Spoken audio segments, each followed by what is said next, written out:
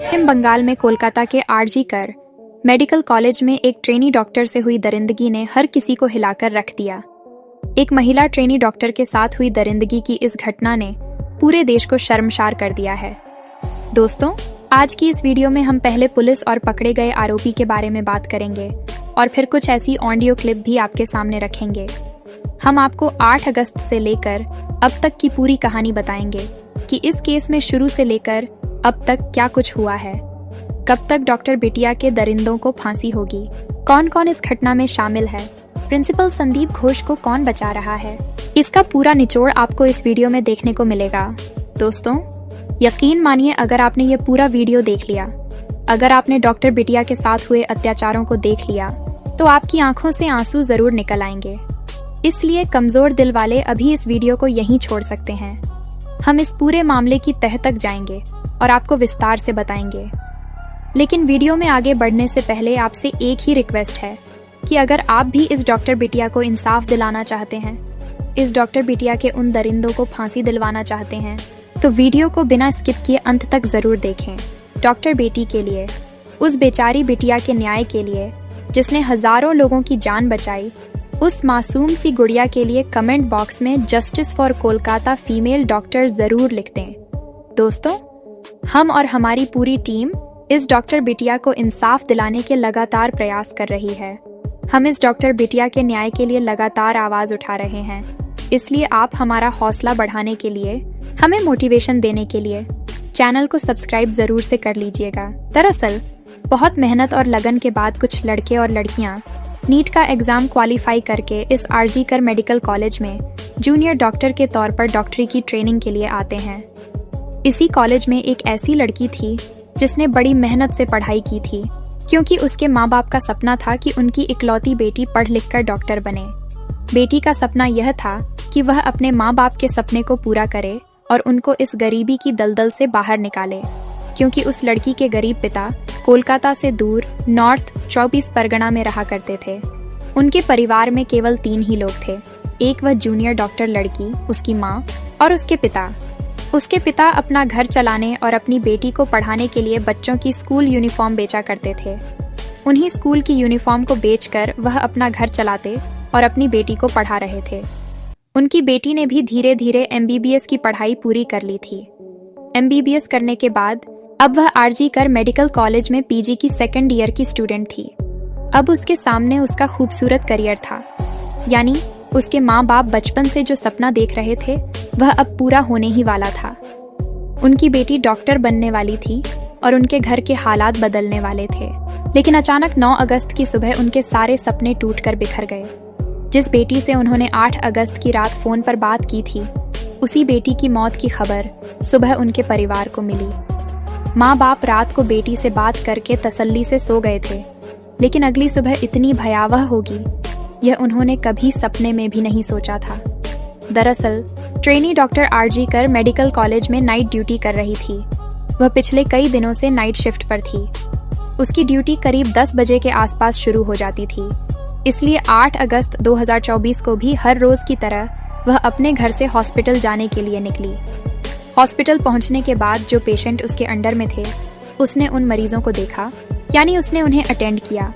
इस काम में उसे रात के करीब 2 बज गए थे। उस समय हॉस्पिटल में मरीजों और उनके साथ आने वाले लोगों की भीड़ थोड़ी कम होने लगी और हॉस्पिटल में सन्नाटा छाने लगा।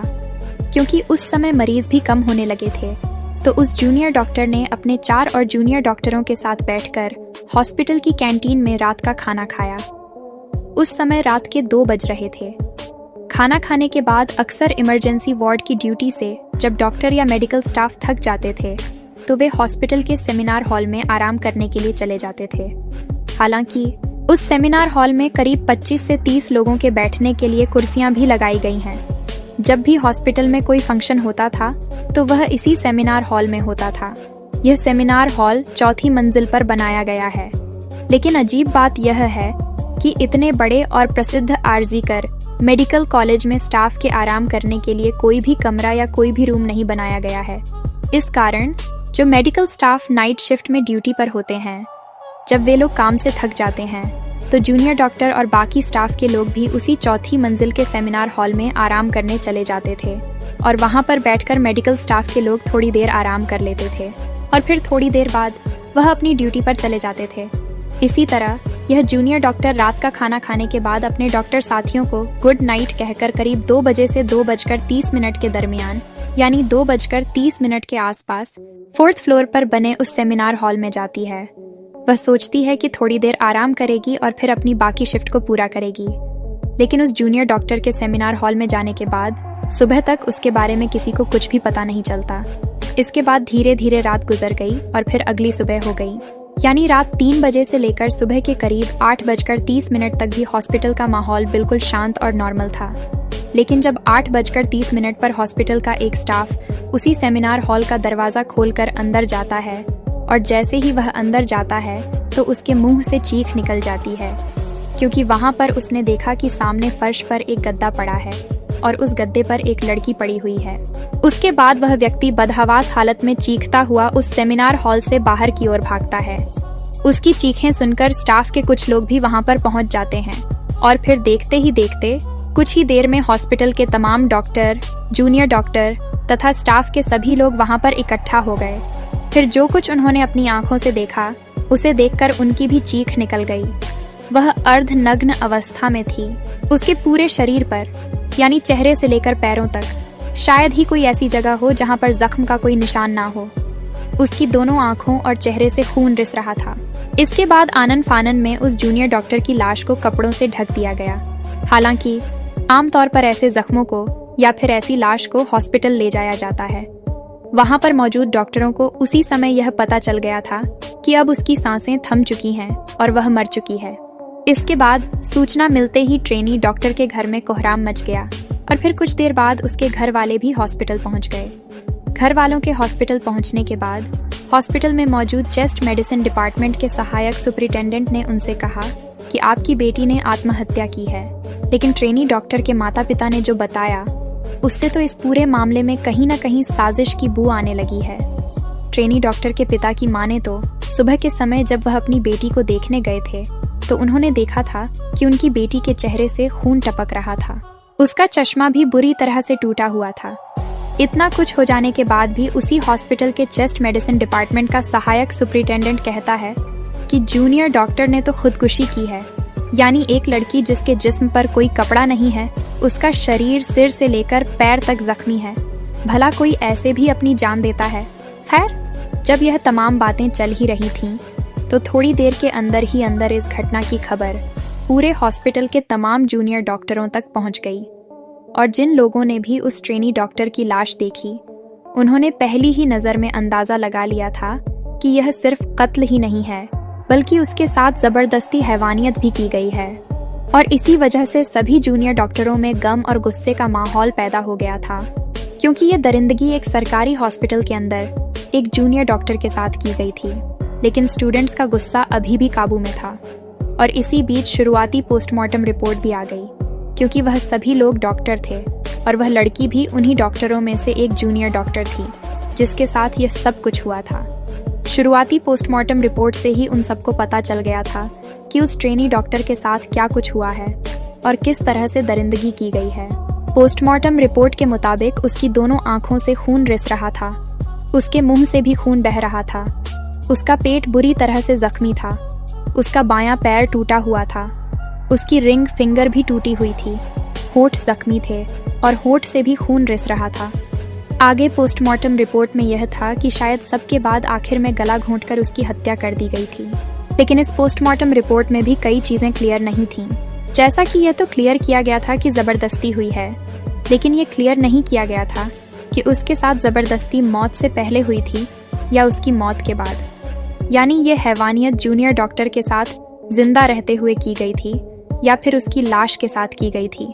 खैर, जब यह भयानक पोस्टमार्टम रिपोर्ट डॉक्टरों के सामने आई तो डॉक्टरों का गुस्सा बर्दाश्त से बाहर हो गया और फिर देखते ही देखते पूरे आरजीकर कॉलेज के डॉक्टरों ने हड़ताल कर दी।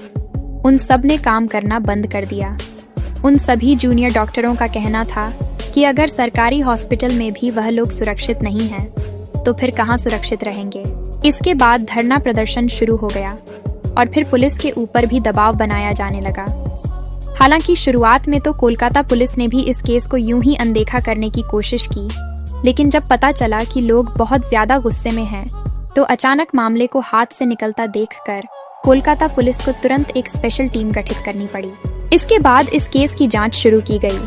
यह मामला चीफ मिनिस्टर तक भी गया, साथ ही पॉलिटिक्स भी शुरू हो गई। और जब पुलिस ने अपनी जांच शुरू की तो फिर धीरे धीरे इस दरिंदगी और कत्ल की कहानी सामने आई। पुलिस ने सबसे पहले उस सेमिनार हॉल से जांच शुरू की जहां पर उस ट्रेनी डॉक्टर की लाश मिली थी, क्योंकि उस सेमिनार हॉल के अंदर कोई सीसीटीवी कैमरा नहीं था, जिस कारण ये पता नहीं चल पा रहा था कि उस रात सेमिनार के अंदर क्या हुआ था। इसके बाद कोलकाता पुलिस ने पता लगाना शुरू किया कि उस रात जूनियर डॉक्टर कब कहाँ थी, किस इमरजेंसी वार्ड में उसने ड्यूटी की थी। साथ ही नाइट ड्यूटी में जो उस जूनियर डॉक्टर के दोस्त थे, उन सभी चश्मदीदों से भी पूछताछ की गई। इसके बाद उन दोस्तों से भी पूछताछ की गई और इस सारी पूछताछ के बाद पुलिस ने अनुमान लगाया कि करीब 3 बजे के आसपास खाना खाकर वह lady junior doctor seminar hall में आराम करने के लिए गई थी। हॉस्पिटल के ज्यादातर डॉक्टर और स्टाफ के लिए वहां जाकर आराम करना नॉर्मल था, क्योंकि सेमिनार के अंदर कोई कैमरा नहीं था। इसीलिए पुलिस ने सेमिनार के आसपास लगे कैमरों पर फोकस किया। इत्तेफाक से पुलिस को 2 ऐसे कैमरे मिल गए जो उस सेमिनार हॉल के एंट्री और एग्जिट गेट को कवर कर रहे थे। इसके बाद पुलिस ने चश्मदीदों के बताए गए समय के अनुसार, यानी रात 3 बजे से लेकर ट्रेनी डॉक्टर की लाश मिलने के समय यानी 8 बजे तक के सभी सीसीटीवी कैमरा को खंगालना शुरू किया। तो बहुत सारे लोग उस सेमिनार हॉल की तरफ जाते हुए दिखाई दिए। उनमें कई नर्स भी थीं, कई जूनियर डॉक्टर थे, इसके अलावा कुछ और स्टाफ के लोग भी थे। इसलिए पुलिस के सामने चुनौती यह थी कि अब उनमें से किस पर शक किया जाए। काफी सोच विचार के बाद पुलिस ने इसका हल यह निकाला कि उस समय सीसीटीवी में सेमिनार हॉल के सामने से जो लोग नॉर्मल कपड़ों में गुजरते हुए दिखाई दे रहे थे, पुलिस ने उन सभी को अच्छे से चेक करना शुरू किया और साथ ही हॉस्पिटल स्टाफ के जो हेड हैं, उन सबको बुलाकर सीसीटीवी दिखाना शुरू किया और उनसे कहा गया कि आप आइडेंटिफिकेशन करें। फिर एक व्यक्ति सामने आता है, यानी एक सामाजिक कार्यकर्ता के रूप में उस हॉस्पिटल में आता जाता रहता है। उसका काम लोगों की मदद करना, उनको हॉस्पिटल में भर्ती करवाना था। साथ ही वह व्यक्ति कोलकाता पुलिस के लिए भी काम किया करता था। कोलकाता पुलिस को कुछ इन्फॉर्मेशन देना या फिर उनके कुछ छोटे मोटे काम करना। उसके बारे में पूछने पर पता चला कि उसका नाम संजय रॉय है। हॉस्पिटल स्टाफ से पूछा गया कि संजय रॉय उस रात यहाँ हॉस्पिटल में क्या कर रहा था। हॉस्पिटल के स्टाफ ने बताया कि संजय रॉय अक्सर रात को यहाँ आता रहता है। कई मरीज जिनको वह भर्ती कराकर जाता है, उनको देखने के लिए, उनका हालचाल पूछने के लिए वह अक्सर यहाँ आता है। अभी वह लोग इस बारे में बात कर ही रहे थे कि तभी अचानक एक पुलिस ऑफिसर की नज़र संजय रॉय के गले पर पड़ी। दरअसल जब घटनास्थल की जांच की गई थी तो उस समय मौका ए वारदात से जूनियर डॉक्टर की लाश के पास से पुलिस को उसका लैपटॉप और मोबाइल फोन के अलावा उस जगह पर एक नेक बैंक ब्लूटूथ मिला था, जो के मोबाइल के ब्लूटूथ डिवाइस से कनेक्ट होता है। पहले तो पुलिस को लगा कि शायद यह जूनियर डॉक्टर का ही है, क्योंकि उसका मोबाइल भी वहीं पर पड़ा था। लेकिन जब उसको ब्लूटूथ से कनेक्ट करने की कोशिश की गई तो वह जूनियर डॉक्टर के फोन से कनेक्ट नहीं हुआ। हालांकि उस दौरान भी पुलिस ने बहुत सारे लोगों के फोन से उस नेक बैंक ब्लूटूथ को कनेक्ट करने की कोशिश की थी, लेकिन उस समय वो किसी भी फोन से कनेक्ट नहीं हुआ था। लेकिन अब सीसीटीवी फुटेज में अचानक पुलिस की नज़र रॉय पर पड़ गई थी, जो करीब 3:20 के आसपास सेमिनार हॉल की तरफ जाता हुआ दिखाई दे रहा था और उसके चलने से लग रहा था कि वह लड़खड़ा रहा है। शायद वह नशे में था। लेकिन सबसे बड़ी चीज जिस पर पुलिस की नज़र पड़ी थी वह यह थी कि जब वह वहां से गुजर रहा था तो तब उसके गले में नेक बैंक ब्लूटूथ नजर आ रहा था, लेकिन जब वह सेमिनार हॉल से बाहर निकल रहा था तो तब उसके गले में ब्लूटूथ नहीं था। लेकिन ठीक उसी तरह की एक नेक बैंक ब्लूटूथ पुलिस ने उस महिला डॉक्टर की लाश के पास से बरामद की थी और चेक करने पर पता चला था वह ब्लूटूथ डॉक्टर का नहीं था। और इससे यह तो साफ हो गया था कि जिस व्यक्ति का भी वह ब्लूटूथ है, कातिल भी वही है। इसके बाद सीसीटीवी कैमरा के आधार पर जितने भी लोगों को चिन्हित किया गया था, पुलिस ने उन सबके फोन को उस ब्लूटूथ से कनेक्ट करने की कोशिश की, लेकिन फिर भी कोई सफलता नहीं मिली और अब जब संजय रॉय का चेहरा सामने आया था तो हॉस्पिटल के स्टाफ ने बताया कि वह अक्सर यहाँ आता जाता रहता है। इसके बाद कोलकाता पुलिस तुरंत संजय रॉय को अरेस्ट कर लेती है। संजय उस समय भी नशे में था और जब पुलिस उससे पूछताछ कर रही थी, उससे सवाल कुछ पूछा जा रहा था और वह जवाब कुछ और दे रहा था। लेकिन पुलिस को जो ब्लूटूथ घटनास्थल से मिला था, एक पुलिस वाला उस ब्लूटूथ को संजय के मोबाइल से कनेक्ट करने की कोशिश करता है, तो वह ब्लूटूथ संजय के मोबाइल फोन से तुरंत कनेक्ट हो जाता है। इसके बाद जब उसका नशा उतरता है तो पुलिस उससे पूछताछ करती है। साथ ही उसके मोबाइल को भी चेक किया जाता है और यह पता लगाया जाता है कि 8 और 9 अगस्त को वह कहां गया था। पुलिस उसके पूरे डाटा को खंगाल है और फिर पुलिस यह खुलासा करती है कि उस जूनियर डॉक्टर का कातिल और पिस्ट कोई और नहीं बल्कि यही संजय रॉय है। पुलिस के मुताबिक 8 अगस्त की रात को संजय हॉस्पिटल में पहुंचता है। इसके बाद वह हॉस्पिटल के पीछे एक सुनसान जगह बैठकर देर रात तक शराब पीता है और फिर हॉस्पिटल में इधर उधर घूमता रहता है। पुलिस का मानना था कि संजय सीसीटीवी कैमरे में उस तरफ जाता हुआ दिखाई दे रहा था जिस तरफ सेमिनार हॉल है और फिर करीब 40 मिनट बाद वहां से निकलता हुआ भी दिखाई देता है।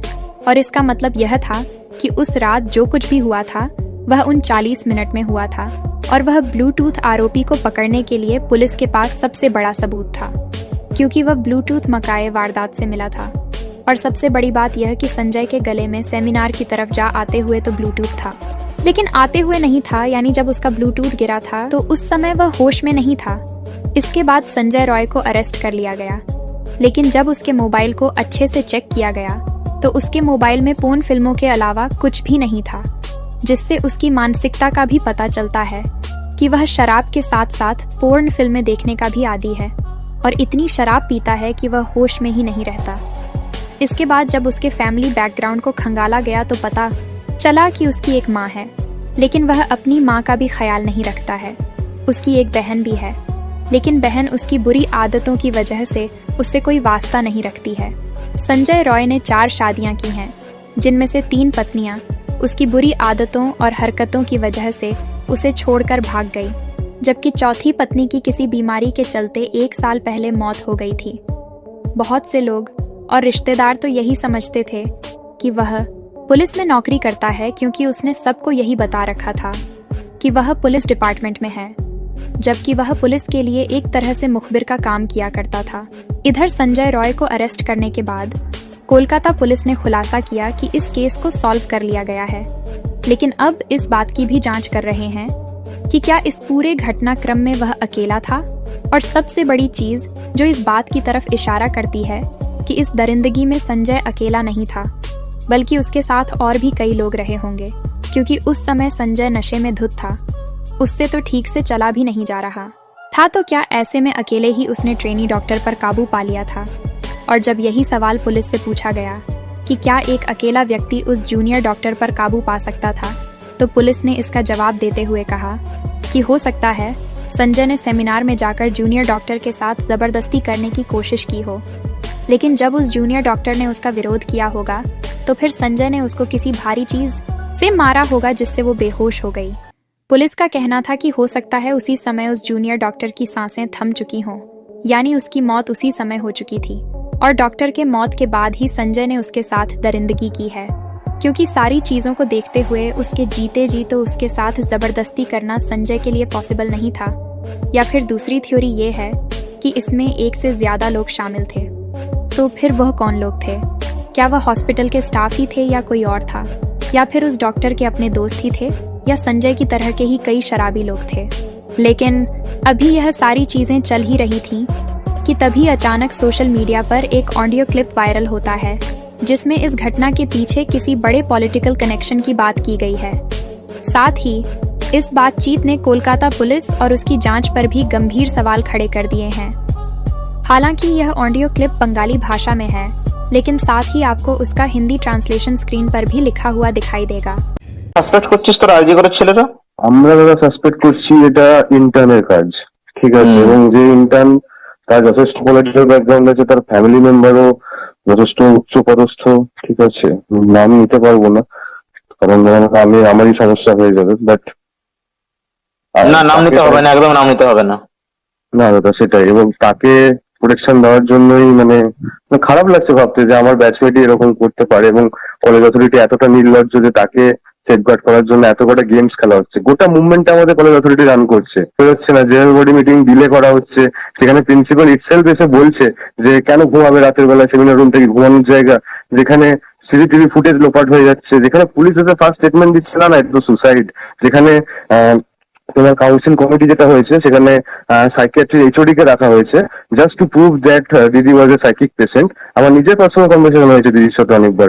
দিদি ওয়াজ অ্যাবসोल्युटली। हालांकि 8 और 9 अगस्त की दरमियानी रात को कोलकाता के सरकारी हॉस्पिटल में महिला ट्रेनी डॉक्टर के साथ हुई इस हैवानियत के आरोपी को पुलिस ने चुस्ती फुर्ती दिखाते हुए मात्र 24 घंटों के अंदर अरेस्ट भी कर लिया था।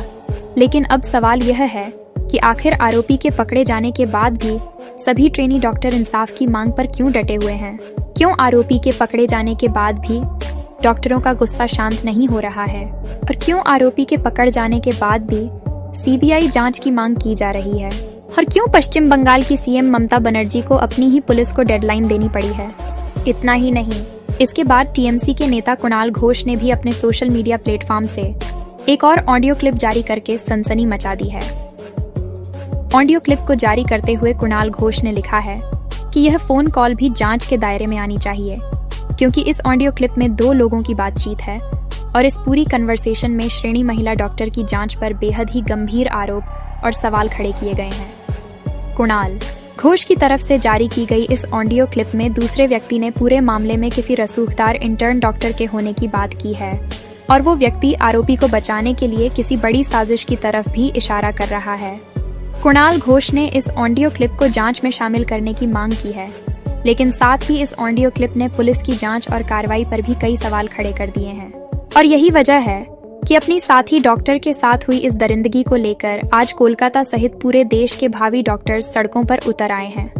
लेकिन जिस तरह की शुरू से लेकर अब तक पुलिस की इस मामले में भूमिका रही है, उस पर डॉक्टरों द्वारा काफी सवाल खड़े किए जा रहे हैं, क्योंकि जिस तरह से कई बड़े अधिकारियों ने ट्रेनी डॉक्टर के परिवार वालों से संपर्क करके यह कहा है कि आप सेटलमेंट कर लीजिए, अब वो लोग किस तरह से सेटलमेंट करना चाहते थे यह बात समझ में नहीं आती है। खैर, इसके बाद जूनियर डॉक्टर के परिवार वालों ने सीबीआई जांच की मांग को लेकर हाई कोर्ट में याचिका दायर की। इसके बाद यह मामला हाई कोर्ट में पहुंचता है। हाई कोर्ट ने भी इस मामले को बड़ी ही गंभीरता से लिया, क्योंकि अब पुलिस पर हाई कोर्ट को भी भरोसा नहीं है और ना ही ट्रेनी डॉक्टर के परिवार वालों को भरोसा है, और कहीं ना कहीं पूरे देश को भी पुलिस पर भरोसा नहीं है। इसीलिए कोलकाता पुलिस ने 14 अगस्त को ही यह केस सीबीआई को सौंप दिया था। कोलकाता डॉक्टर केस से जुड़ी इस वक्त की सबसे बड़ी और हैरान कर देने वाली खबर सामने आ रही है। बता दें कि इस मामले में 1 महीने बाद आखिरकार सीबीआई ने बड़ी मुश्किल से प्रिंसिपल संदीप घोष के लैपटॉप को ढूंढ निकाला, और इस लैपटॉप में ऐसे ऐसे सबूत, ऐसे ऐसे वीडियो मिले हैं जिसे देख सीबीआई के भी होश उड़ गए। यह जानकारी इतनी चौंकाने वाली है कि इसे सुनकर आपके पैरों तले जमीन खिसक जाएगी।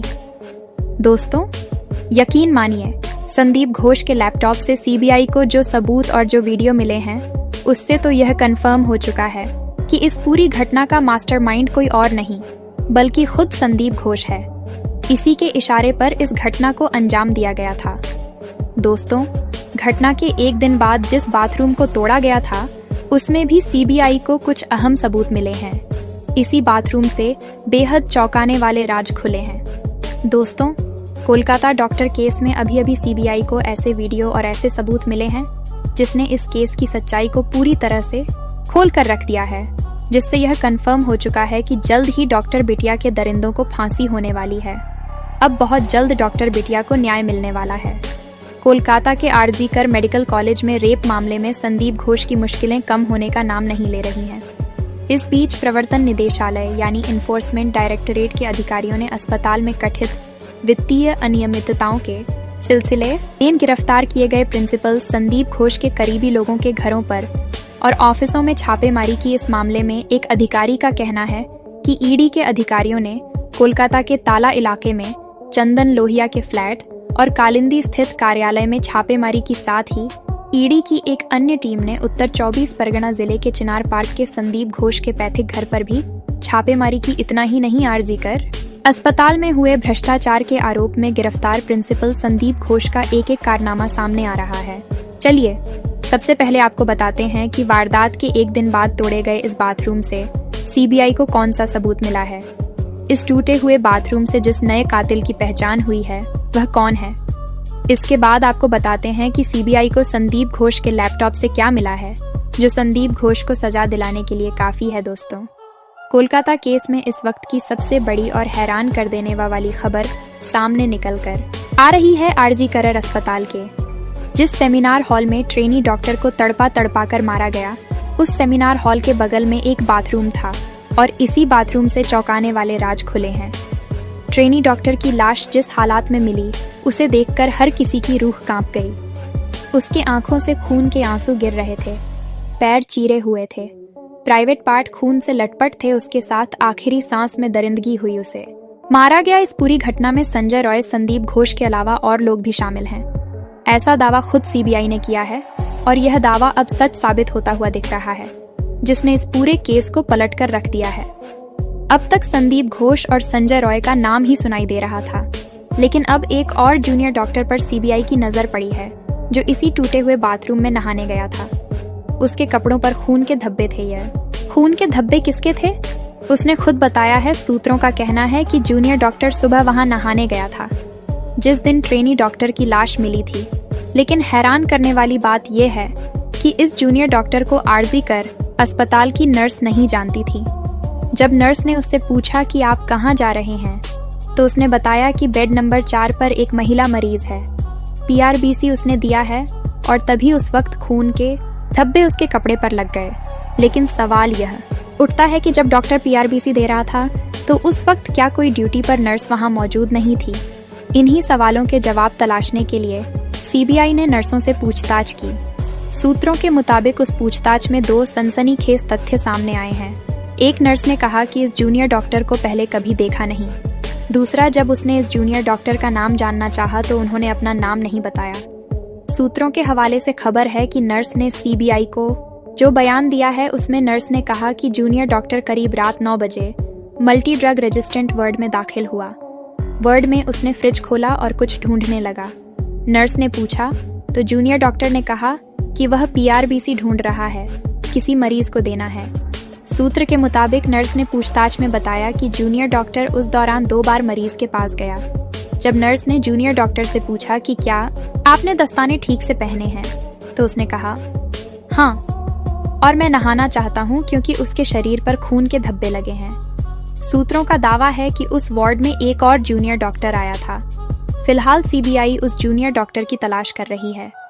2 डॉक्टर आए थे और एक डॉक्टर उसी सुबह उसी बाथरूम में नहाने पहुंचा जिस सेमिनार हॉल में ट्रेनी डॉक्टर चीख चीख कर तड़प तड़प कर मर गई। उसी बाथरूम में उस ट्रेनी डॉक्टर को नहाने की क्या जरूरत थी। घटना के बाद उस बाथरूम को तोड़ दिया गया। संदीप घोष पर आरोप लगे हैं कि उसने सबूतों को मिटाने की साजिश रची।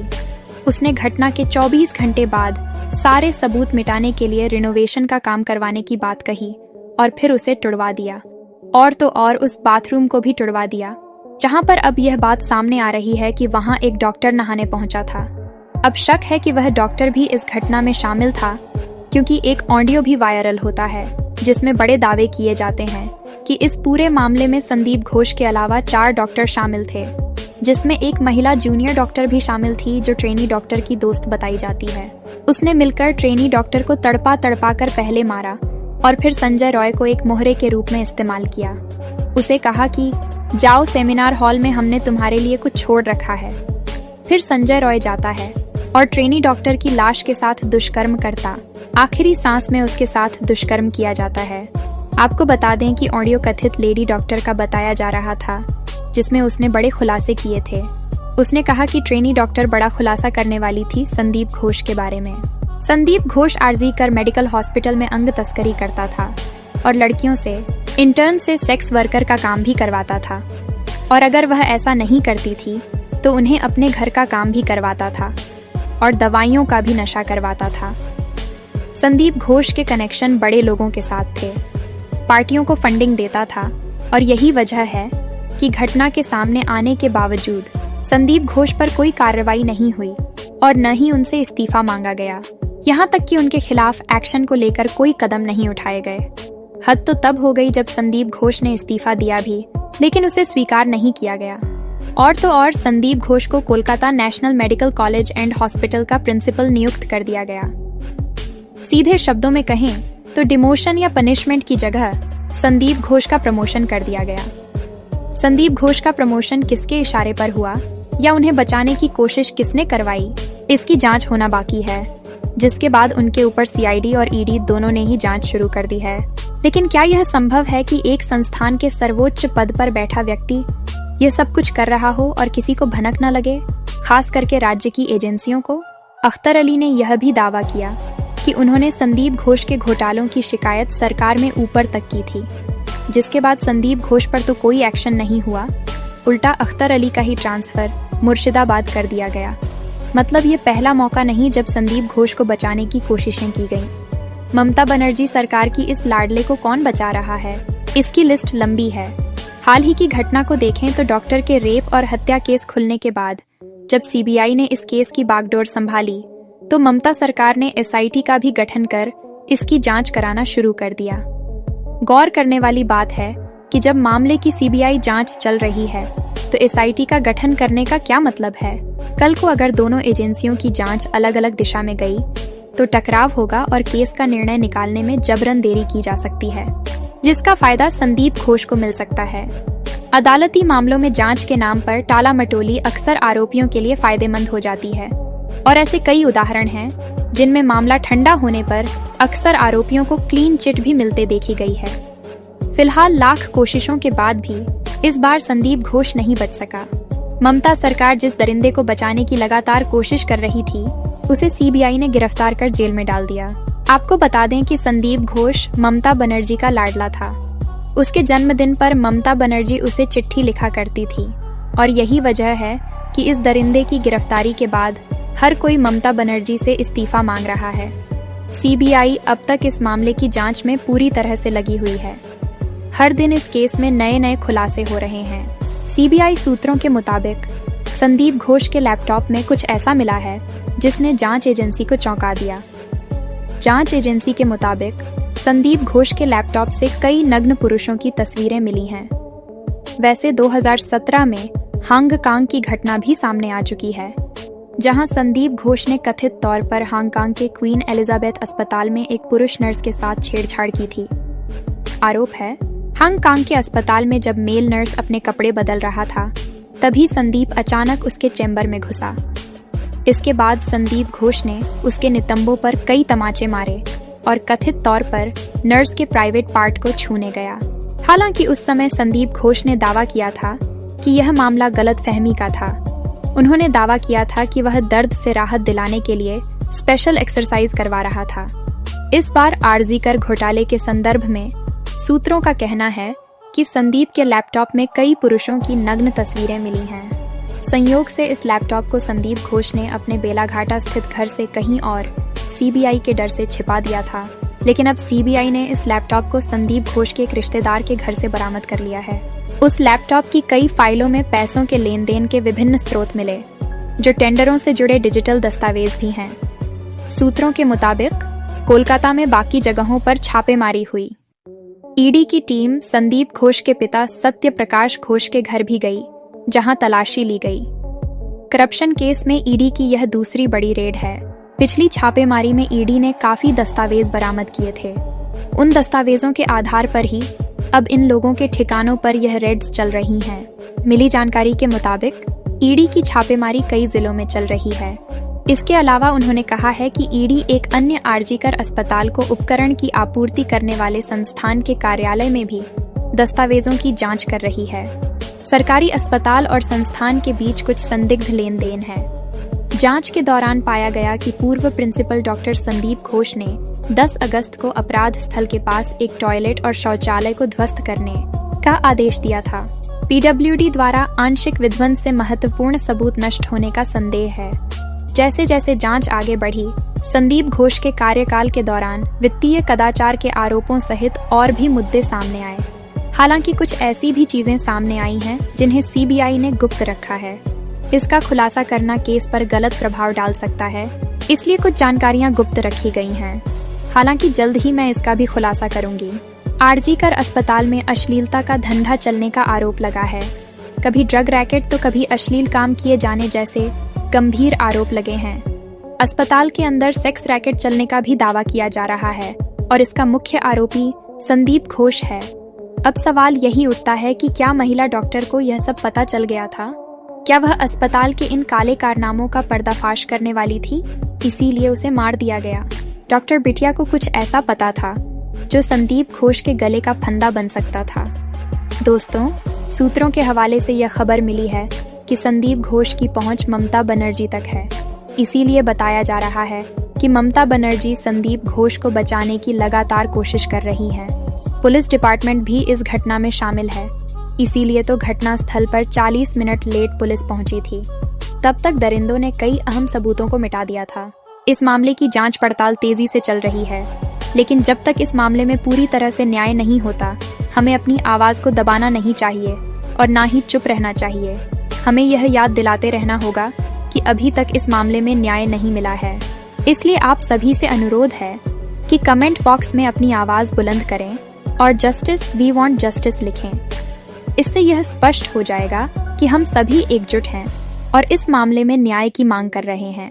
भले ही आपको वीडियो पसंद ना आए, आप इसे लाइक ना करें, लेकिन अगर आप चाहते हैं कि इस मामले से जुड़ी जानकारी आप तक पहुंचे, तो आप चैनल को सब्सक्राइब कर सकते हैं। हमारा आपसे अनुरोध है कि कमेंट बॉक्स में अपनी बात जरूर रखें।